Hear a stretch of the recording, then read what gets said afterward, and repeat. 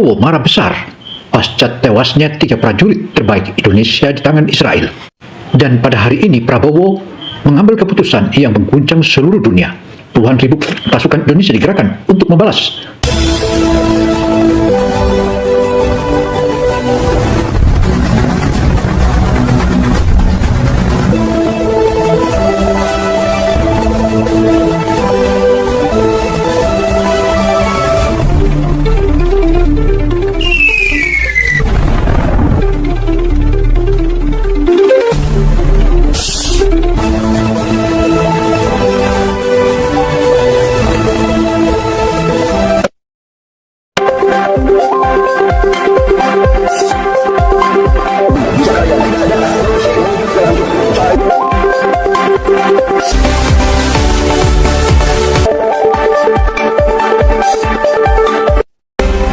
Presiden Prabowo dalam upacara militer pemakaman 3 prajurit Unifil dari pasukan Garuda Indonesia betul-betul marah. Bahkan ia menyebutkan bahwa kita segera mempersiapkan penyerangan, bahkan tindakan balasan.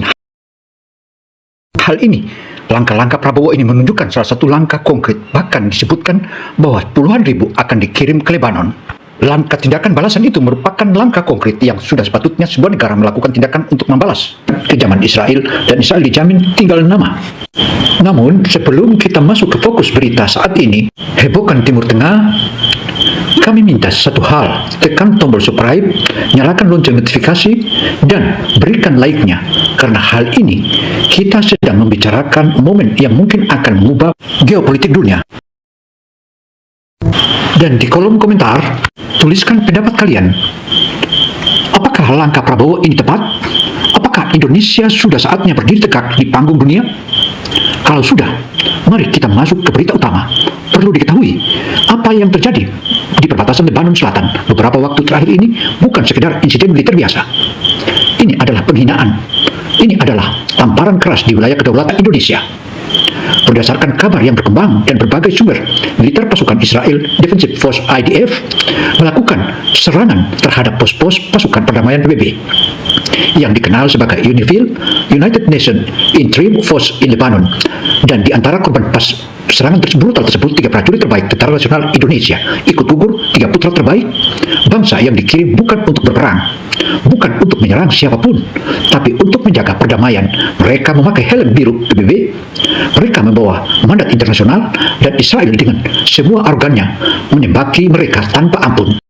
Saudara, tindakan tanpa ampun yang dilakukan oleh serdadu Israel itu memicu kemarahan bangsa Indonesia. Bahkan pemimpin negara Prabowo Subianto sendiri pun menyebutkan bahwa kita akan melakukan tindakan balasan. Bahkan saat ini sudah diterjunkan ribuan pasukan tambahan untuk mengamankan dan terus melakukan tindakan-tindakan pembelaan. Hal ini juga merupakan salah satu langkah konkret sebuah negara untuk menjaga wibawa negara Kesatuan Republik Indonesia. Bravo, Presiden Prabowo.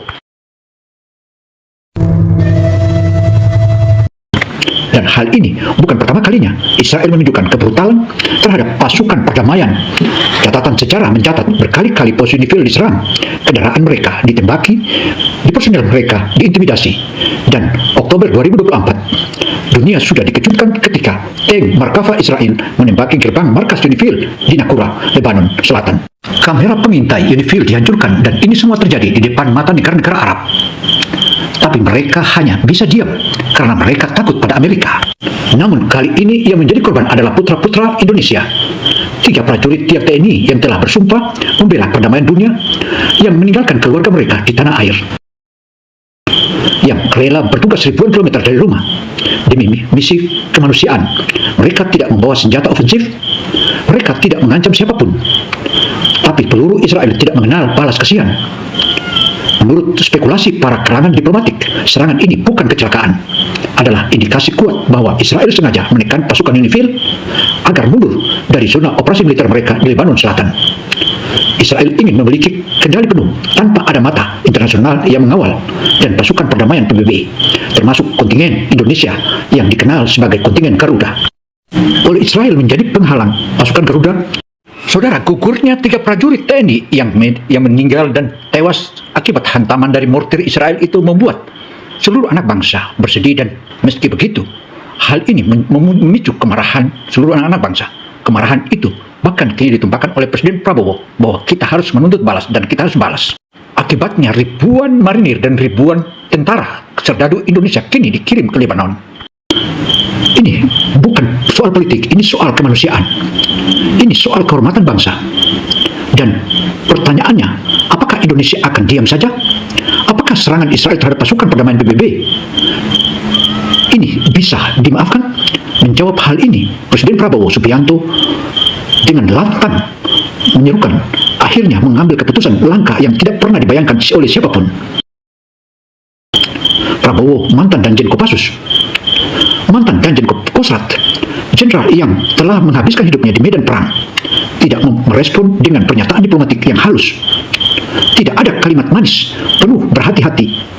Yang ada adalah perintah langsung untuk mengirim ribuan pasukan yang berdasarkan spekulasi yang berkembang sebagai Prabowo segera mengadakan rapat darurat dengan Panglima TNI, Kepala Staf Angkatan Darat, Kepala Staf Angkatan Laut, Kepala Staf Angkatan Udara, serta Menteri Pertahanan dan Menteri Luar Negeri.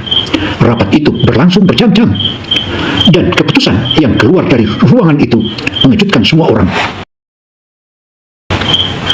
Indonesia akan mengirim puluhan ribu pasukan penyerang yang siap memastikan bahwa tidak akan ada lagi satupun pasukan Israel yang berani menyerang pasukan perdamaian PBB di Lebanon. Puluhan ribu pasukan bukan angka yang main-main. Ini adalah pernyataan politik dan militer yang sangat keras oleh Presiden Prabowo berkata kepada publik dunia dan khususnya kepada Israel bahwa Indonesia tidak akan tinggal diam ketika putra-putranya digugurkan secara tidak sah. Menurut pendapat dari kalangan pengamat militer internasional, pasukan yang akan dikirim bukan hanya infanteri biasa. Ada kemungkinan melibatkan satuan-satuan elit seperti Kostrat, marinir, bahkan elemen Kopassus untuk pengamanan khusus. Saudara, penyampaian langsung Presiden Prabowo untuk mengirim ribuan pasukan ke Lebanon itu merupakan jawaban, dan seluruh anak bangsa sangat bangga dengan Presiden Prabowo. Bahkan menyebutkan Presiden Prabowo adalah salah satu presiden yang patut diacungi jempol. Selain itu, Presiden Prabowo adalah memahami aturan internasional, dan bagi korban 3 prajurit itu merupakan kerugian besar bagi bangsa Indonesia. Selain itu, Indonesia dikabarkan juga akan mengirim peralatan militer yang lebih canggih, termasuk kendaraan lapis baja, Anoa yang diproduksi oleh Pindad, serta sistem pertahanan udara portable untuk melindungi pasukan dari serangan udara. Yang membuat keputusan ini luar biasa adalah keberaniannya. Tidak ada negara muslim yang manapun yang berani mengambil langkah sebesar ini. Arab Saudi diam. Uni Emirat Arab sibuk dengan normalisasi. Mesir terjebak dalam perjanjian Camp David. Turki hanya bersuara keras tapi minim aksi. Dan di tengah keheningan dunia Islam yang memalukan itu, Indonesia, negara dengan populasi muslim terbesar di dunia, berdiri tegak.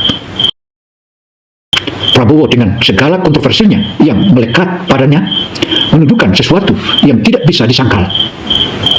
Dia adalah pemimpin yang tidak takut.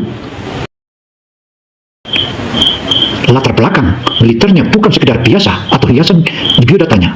Itu adalah fondasi dan keputusan-keputusan yang diambil. Tapi tentu saja, keputusan ini bukan tanpa risiko. Mengirim puluhan ribu pasukan ke zona konflik aktif berarti menanggung konsekuensi yang sangat besar. Logistik biaya, keselamatan personil, dan tentu saja reaksi diplomatik dari Israel dan sekutunya, terutama Amerika Serikat. Tapi Prabowo tentunya sudah memperhitungkan semua itu. Bahkan Presiden Prabowo menyebutkan dia tak gentar sedikit pun. Di sisi lain, ketika berita tentang keputusan Prabowo mengirim puluhan ribu pasukan ini tersebar, reaksi dari rakyat Palestina dan Lebanon benar-benar mengharukan. Di kamp-kamp pengungsi di Gaza, di reruntuhan bangunan, di jalanan Rafah yang telah dibombardir, habis-habisan orang-orang saling berbisik tentang Indonesia. Nama Indonesia yang mungkin lagi bagi sebagian orang Barat hanya sebagai slogan, sebagai negara kepulauan di Asia Tenggara, tiba-tiba menjadi simbol harapan. Video-video yang beredar di media sosial, meskipun belum sepenuhnya terverifikasi, menunjukkan bahwa Palestina mengangkat bendera merah putih yang saudara-saudara, bendera Indonesia, bendera kita berkibar di tengah-tengah puing-puing Gaza. seorang ibu Palestina yang wajahnya penuh debu dan air mata berkata dalam bahasa Arab yang diterjemahkan bahwa Indonesia adalah saudara sejati yang tidak pernah melupakan Palestina. Di Lebanon Selatan, penduduk desa-desa yang telah susah payah berdampingan dengan pasukan Garuda selama bertahun-tahun menyambut kabar ini dengan sukacita yang sulit dilukiskan. Selama ini kontingen TNI di Unifil bukan basa-basi sebagai penjaga perdamaian biasa, tapi juga sebagai sahabat masyarakat lokal. Prajurit-prajurit Indonesia membantu membangun sekolah, memberikan layanan kesehatan gratis, bermain bola dengan anak-anak Lebanon, dan berbagi makanan dengan penduduk saat Ramadan. Ada kisah yang sangat mengharukan prajurit TNI yang pernah bertugas di Unifil. Dia bernama, sebut saja Sersan Ahmad. Setiap sore setelah tugas patroli selesai, dia mengajar anak-anak Lebanon hampir bermain angklung. Angklung, alat musik tradisional Sunda. Itu dimainkan oleh anak-anak yang berkerudung di halaman masjid kecil di desa Tabining. Dan ketika Sersan Ahmad selesai bertugas dan kembali ke Indonesia, anak-anak itu menangis. Mereka tidak ingin tentara Indonesia pergi. Itulah Indonesia. Sersan Ahmad pun juga mengajar, mendidik anak-anak, memberikan berbagai macam pelajaran-pelajaran yang hal ini mengingatkan kepada seluruh anak-anak Lebanon bahwa kita semua harus terus bangkit dan membantu orang tua dan membantu sama sesama keluarga. Hal inilah tentu saja membangkitkan semangat anak-anak Lebanon yang kini mereka ditinggal oleh puing-puing peperangan. Hal ini menunjukkan bahwa Tentara Nasional Indonesia atau TNI betul-betul berdedikasi di wilayah Lebanon. Demikianlah paparan opini Gino seputar tentang marahnya Presiden Prabowo terhadap gugurnya 3 prajurit TNI yang dibantai dengan tidak adil dan bantai tidak manusiawi oleh pihak Israel.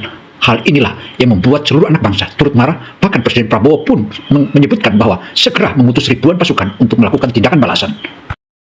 Saya Gino Samsudin Mirsab melaporkan. Wassalamualaikum warahmatullahi wabarakatuh.